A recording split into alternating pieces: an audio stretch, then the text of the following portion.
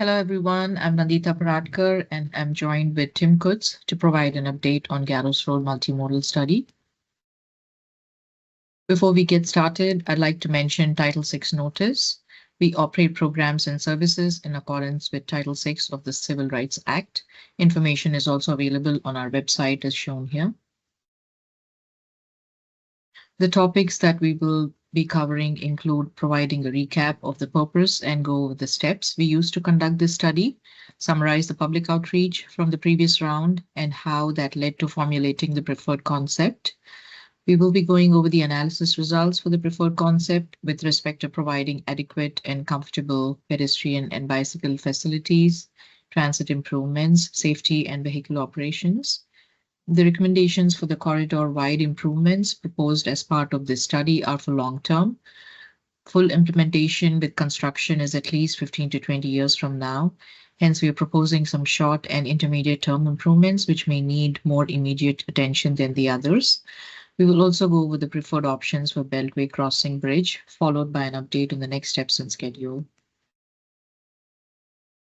Here's a brief overview of the study purpose and study area. Site-specific plan amendment was adopted within the Merrifield Suburban Center in 2018, adding redevelopment options for the two sites, Fairview Park and Innova Center for Personalized Health.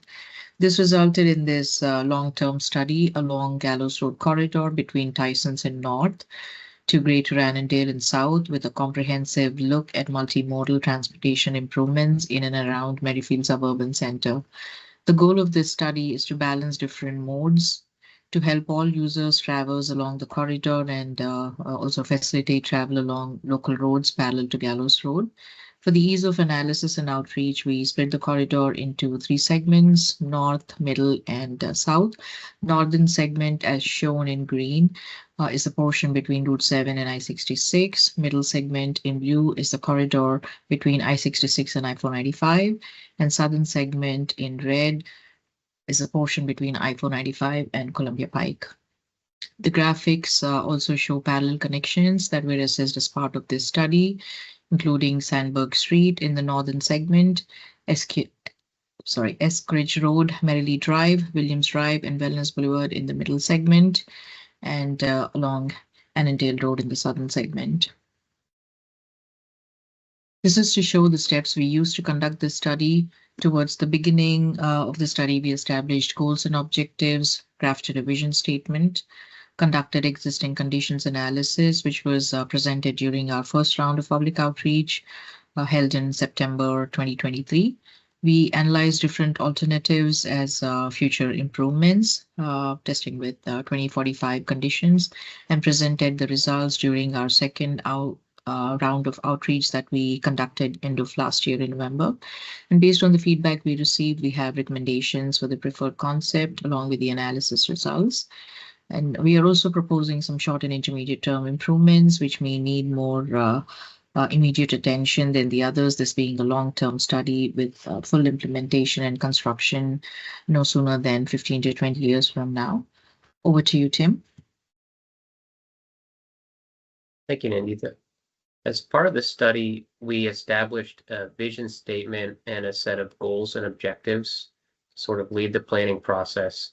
And to summarize the vision statement, really, we're looking at the corridor as it is today and how we can plan for the future, not only for accommodating people who drive, but also people who walk, bike, take transit, trying to balance the needs along the corridor while making sure that we're improving safety as well where we can.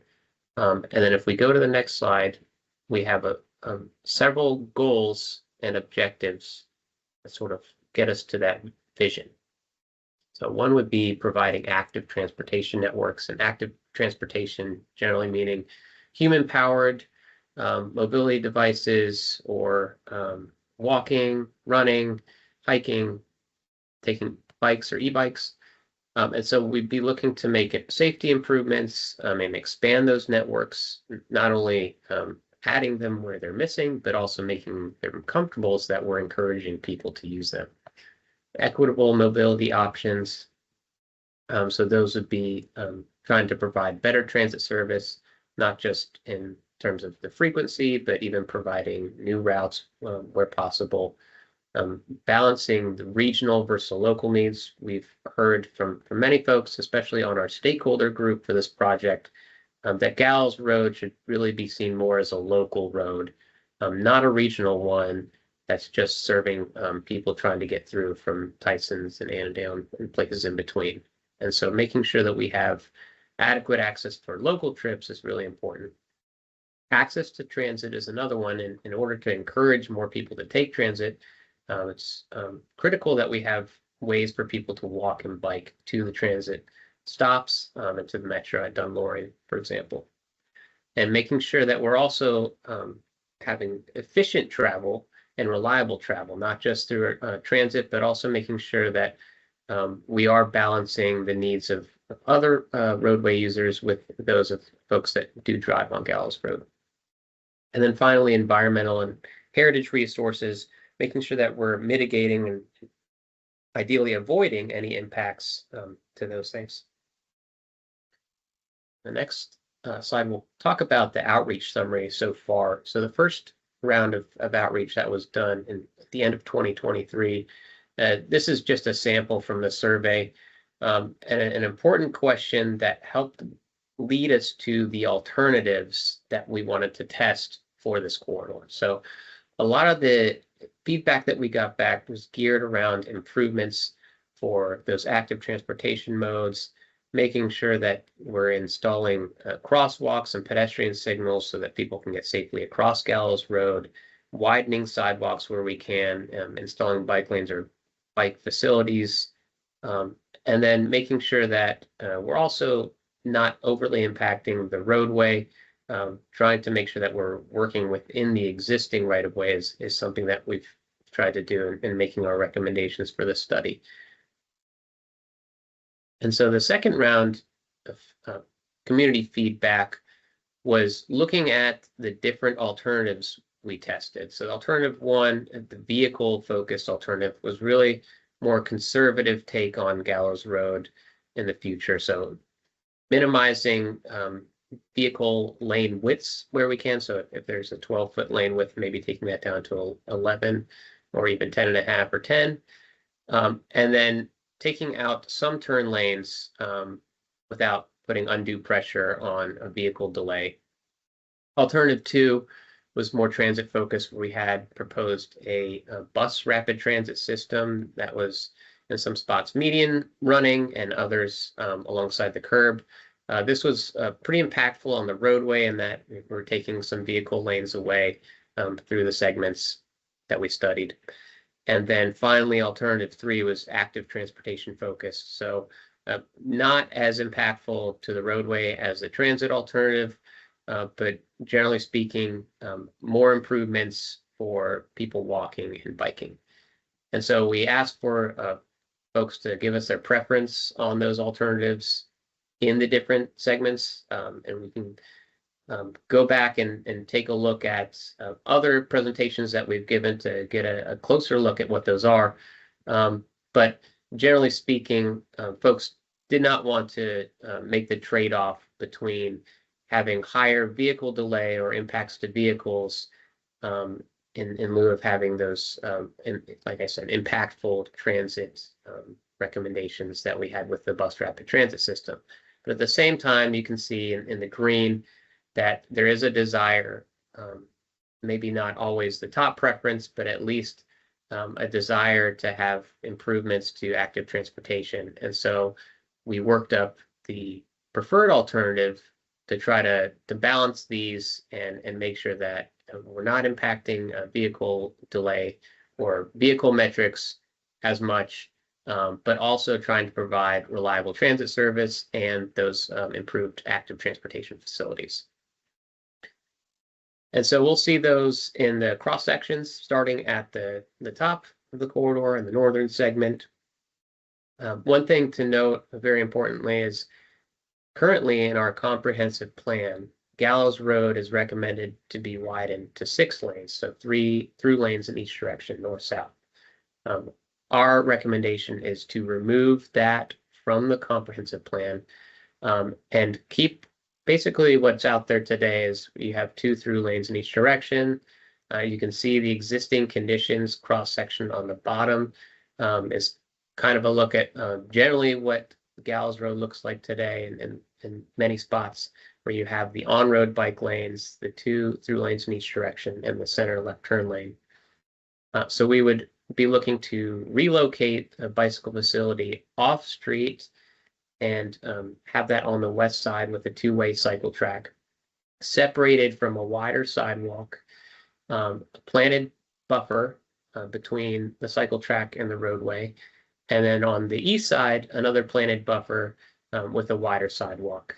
And so we feel that this will be, while less impactful for the vehicle traffic, really impactful for providing folks a more comfortable place to walk, more comfortable place to bike, and having that separation between the modes would make it a lot smoother for everybody. Going to the next segment, this is the middle segment from approximately I-66 to Gatehouse Road. So we've sort of split the middle segment here. And here we do have currently, in most spots, 3 through lanes in each direction. And so what we'd be looking at, since this is a denser area along the corridor, we do have the Dunlorry Metro located here, and very popular transit service with the Fairfax Connector 401 and 402 route. We'd be looking to install BAT lanes, which is business access transit lane, and Nanditha will talk about that a little bit more in a later slide. But essentially, it's dedicated for transit use, while also allowing right-turning vehicles to use that as well. So if you're trying to turn right into the Metro station or into Mosaic, for example, you can still do that from this lane.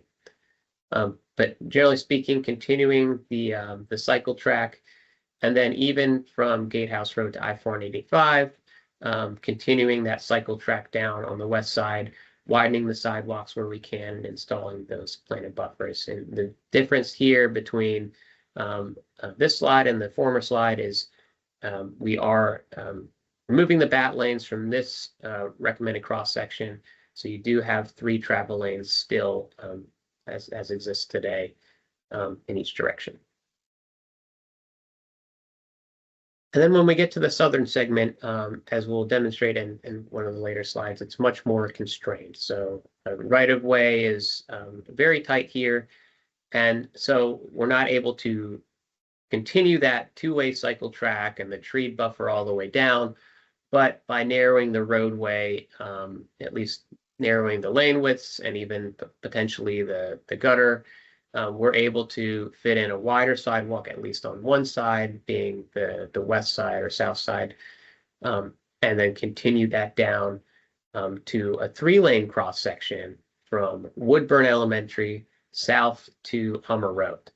We're also recommending signals that Nanditha will talk about by Woodburn Elementary. So we'd have a transition occur by the signalized intersection there and the signalized intersection at Hummer Road. But what this would allow is folks to make the left turn into their neighborhood street, for example, or into the school. And then drivers wouldn't be stuck behind that vehicle as they would have to be today with the 2 through lanes in each direction, and allow us to put in the wide sidewalks on both sides.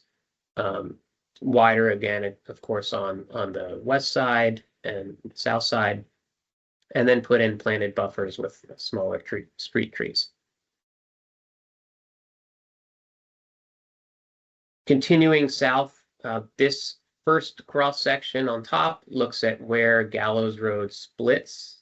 So as you're approaching Annandale, going from Gallows Road to Thornton Street. The reason we chose Thornton Street is because there is a transition there where you actually lose the sidewalk currently on the south side from Thornton Street down to Columbia Pike.